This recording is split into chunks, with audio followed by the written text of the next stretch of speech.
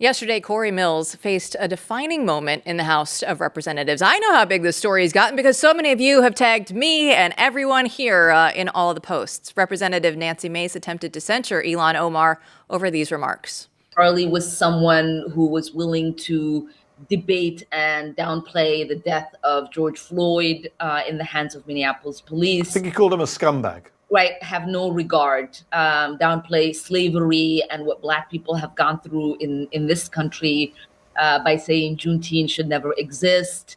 And I think, there are a lot of people who are out there talking about him just wanting to have a civil debate. Complete rewriting of history.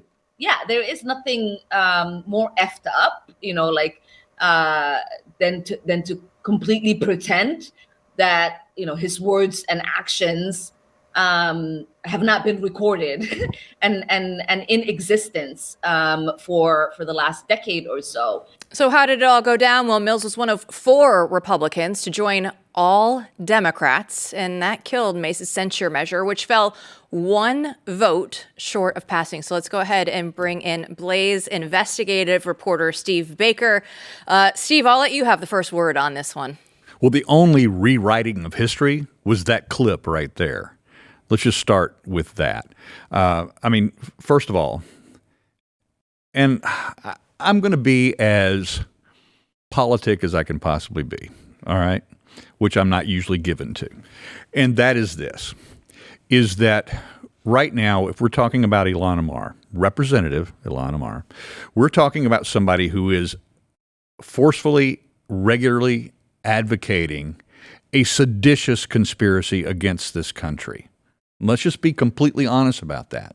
That's what this is. She is someone who is absolutely, now she doesn't always speak English in her press conferences, Sometimes she speaks in her native language, and we get those translations. And when she does, she advocates for the replacement of our Constitution by Sharia law, et cetera, et cetera, et cetera. We've all heard it. They teach it in the mosques. We're talking about Cory Mills, so we can talk about mosques, can't we? How's that for a segue? Perfect. Cory Mills had his own censure to worry about. Axios put this up yesterday, that the Democrats are expected to withdraw their retaliatory censure against Mills, as it says, Axios reported earlier on Wednesday. So everybody's going, well, wait, why would Cory Mills join all of the Democrats and 3 other Republicans, Matt? Well, it's because he has problems of his own that you, as our editor-in-chief, and Steve and I here, we've had a lot. We've played a little hand in bringing those issues to the public. Well, here I am sitting in between the 2 people who have done the work, as they say, on this story. And what's troubling about it is that he's online today saying this is a free speech issue, but it's very clear that they are withdrawing. The Democrats are withdrawing, censuring him. And in the statement they put out, in the censure, they list a lot of things that we have reported on here at Blaze, because we're an honest news agency. I don't care if you're Republican or Democrat. If you're saying you're MAGA and then you are corrupt as the day is long, we don't care. And so the stories we put out stand on their own, and you see very clearly here that he's getting something out of this. They're going to withdraw that. What's going on there? I understand that Congresswoman Mace is not happy. I can see that from her statements about this. And this is something that's obvious to the base. We really are done putting up with people who say the terrible things that Omar does, who doesn't seem to have a real loyalty to this country. And I say that very seriously. I don't throw those words around. What Steve is saying is correct.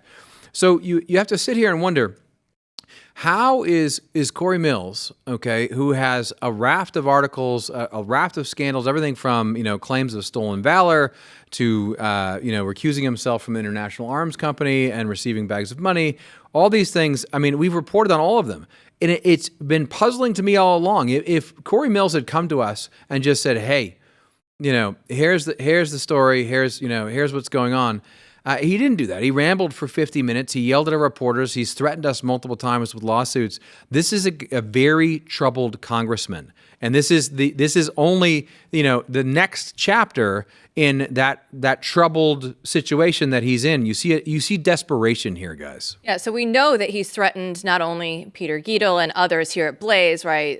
Cease and desist. There have been numerous things that have gone on behind the scenes here at Blaze Media. Let's go ahead and look at full screen 11.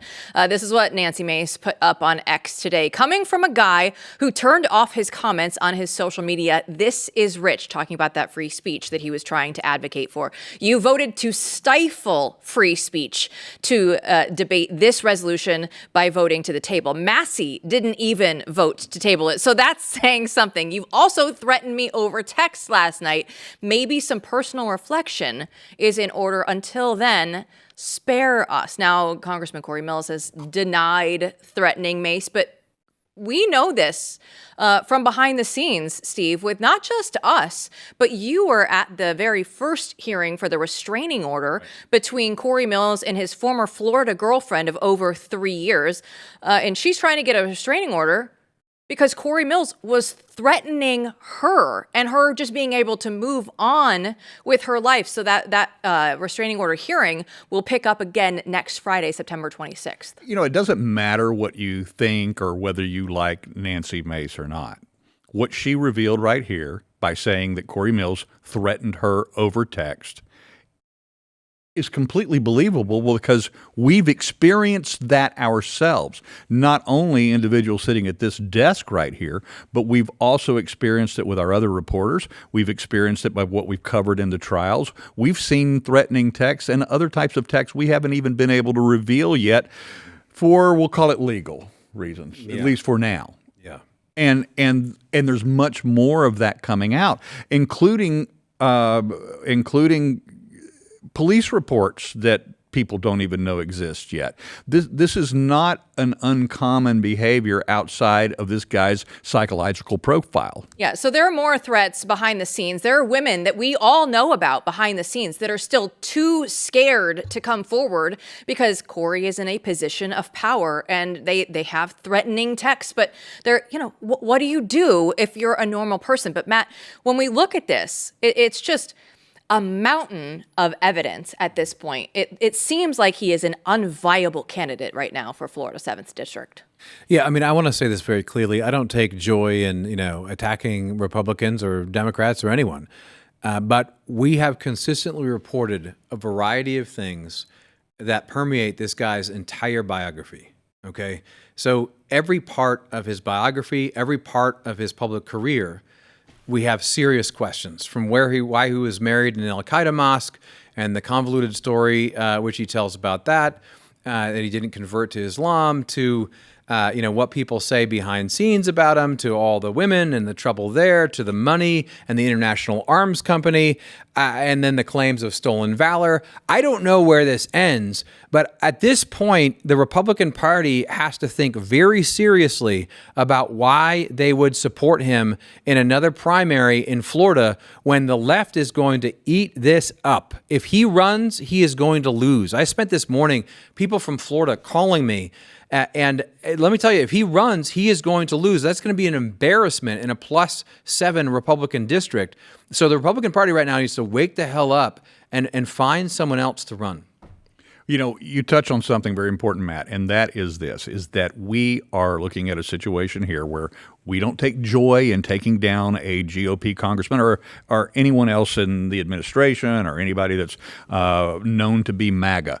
But this being amplified yet again today, not by our efforts. This was Cory's fault. This was the congressman's fault himself by making the vote that he made, brought this back to everyone's attention, and thousands of new eyeballs and people are seeing this. But the important point here is that it doesn't matter anymore. Let this be a warning to anybody that's operating corruption on Capitol Hill or in this government.